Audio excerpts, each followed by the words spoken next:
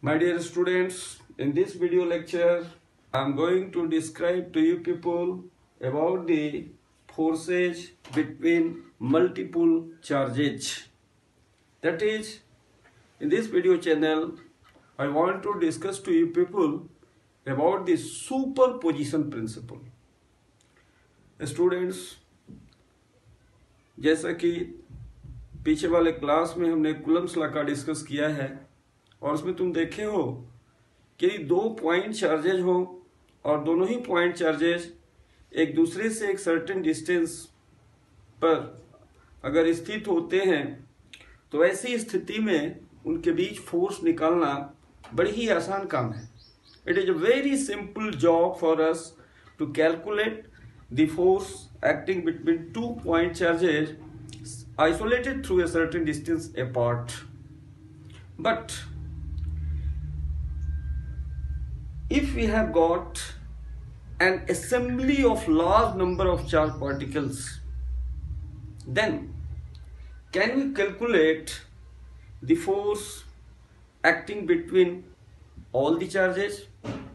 अब यहाँ पर हम ये डिस्कस करने जा रहे हैं कि दो पॉइंट चार्जेस के बीच में फोर्स को निकालना बड़ी ही आसान काम है. सिंपली कूलम्ब्स लॉ अप्लाई करो, फार्मूला 1/4πε0 Q1 Q2/r² करो और वैल्यू रखो, फोर्स निकाल दो.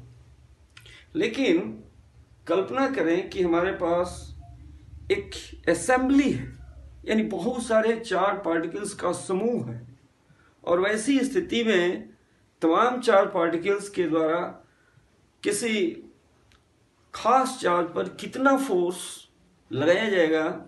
अगर इस चीज को हम कैलकुलेट करना चाहें तो हमारे पास एक प्रिंसिपल है जिस प्रिंसिपल को हम लोग सुपरपोजिशन प्रिंसिपल के नाम से जानते हैं. My dear students, today I am going to focus your attention about this superposition principle. So, just imagine it is an assembly consisting of a large number of charged particles. The charges are: the first charged particle it is Q1, second it is Q2, third it is Q3, fourth it is Q4, and exactly in the similar way the nth charged particle it is Q1. Now we have erected a frame of reference for which the origin is O, and with respect to the origin O, the first charged particle Q1 it is located at a distance R1, the second one it is located at a distance R2, similarly the third charged particle it is located at a distance of R3, and the nth charged particle that is Qn it is located at distance Rn from O. अर्थात ये जितने भी charge particles हैं इस origin से क्रमशः R1, R2, R3 dot dot dot dot Rn distance पर point O से अलग अलग है. अब ऐसी स्थिति में यह जो ओरिजिन है इस ओरिजिन पर हम एक टेस्ट चार्ज Q0 को ला करके रख दें और ये कैलकुलेट करना चाहें कि यह जो टेस्ट चार्ज Q0 है इस पूरी असेंबली ऑफ चार्जेस के चलते कितना नेट फोर्स एक्सपीरियंस करेगा. यह काम कैसे किया जाए इसी पर हम आज डिस्कस करने जा रहे हैं. वास्तव में यह जो काम है इस काम को करने के लिए सुपरपोजिशन प्रिंसिपल को अप्लाई किया जाता है. इस सुपरपोजिशन प्रिंसिपल में हम करते क्या है? इस सुपरपोजिशन प्रिंसिपल के अनुसार हम इंडिविजुअली एक एक करके हर चार्जेज के द्वारा ये जो टेस्ट चार्ज है कितना फोर्स अनुभव करता है इसको कैलकुलेट करेंगे. जैसे ये Q1 ने Q0 पर कितना फोर्स अप्लाई किया, Q2 ने Q0 पर कितना फोर्स अप्लाई किया, Q3 ने Q0 पर कितना फोर्स अप्लाई किया, उसी तरह से nth जो चार्ज है Qn वह Q0 पर कितना फोर्स अप्लाई किया. इन तमाम फोर्सेस को हम लोग कैलकुलेट करेंगे और यह जो मेरा कैलकुलेशन होगा बिल्कुल strictly following the Coulomb's law, यानी कूलम्ब का जो नियम बताया गया है उसी नियम के आलोक में हम लोग ये जो फोर्सेस हैं इसको कैलकुलेट करेंगे. और एट द लास्ट मोमेंट जितने फोर्सेस हैं तमाम फोर्सेस को हम लोग वेक्टर सम करेंगे, यानी वेक्टर के माध्यम से, वेक्टर के नियमों के द्वारा तमाम फोर्सेस को जोड़ देंगे और इस तरह से जोड़ने के पश्चात जो कुछ प्राप्त होगा that will be the net force experienced by this test charge Q0 due to this assembly of charges. अब यहाँ हम एक बहुत ही इंपॉर्टेंट बात बताने जा रहे हैं और वह ये सुपरपोजिशन प्रिंसिपल कहता है कि यदि आप पहले किसी दो चार्ज के बीच फोर्स कैलकुलेट करते हो, यदि Q0 और Q1 इनके बीच हम फोर्स कैलकुलेट करते हैं, then we forget that in the nearby region the other charges like as Q2, Q3, Q4 are available.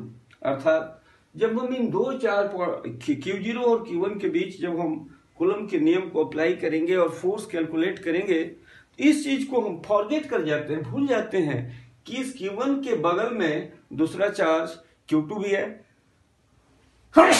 उसके बगल में तीसरा चार्ज Q3 भी है, उसके बगल में फोर्थ चार्ज Q4 भी है। यानी हम जिन दो चार्जेज के बीच फोर्स कैलकुलेट करते हैं, सिर्फ हमारा मतलब मकसद उन्हीं दोनों चार्जेज के बीच रहता है, बाकी के लिए कोई जो है उस पर हम लोग फोकस नहीं करते। Now consider the force experienced by this test charge Q0 due to Q1, let it is denoted by F01। Now applying the Coulomb's law, we can write F01 that must be equal to 1 by 4 pi epsilon naught into Q0 into Q1 into R1 square into unit vector R10. It is to be focused here that F01, 0 comes earlier, after 1, after that 1. So it tells that the force experienced by Q0 due to Q1. Now magnitude is calculated, but to know the direction of this force we have multiplied this expression by a suitable unit vector. The suitable unit vector is R10. यहाँ जो R10 है एक unit vector है और इसका direction from Q1 to Q0 होगा। बिल्कुल ही उसी तरह से जो दूसरा चार्ज है F02, यानी Q0 के द्वारा सेकेंड चार्ज Q2 के द्वारा जो फोर्स अनुभव किया जाएगा, वह फोर्स भी इसी तरह से 1/4 pi epsilon 0 into Q0 into Q2 divided by R2 square into unit vector R20।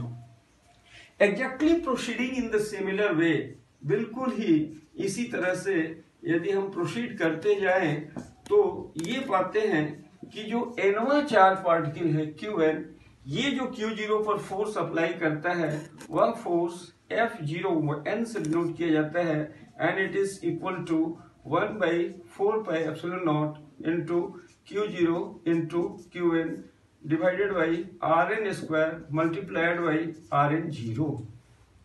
अब हमारा आगे का जो प्रोसेस है वो ये कहता है कि इस टेस्ट चार्ज Q0 के चलते जो नेट फोर्स है पूरी असेंबली के द्वारा, उसको कैलकुलेट करने के लिए ये तमाम जो फोर्सेज हैं इनको हम लोग वेक्टोरियली सम अप करेंगे।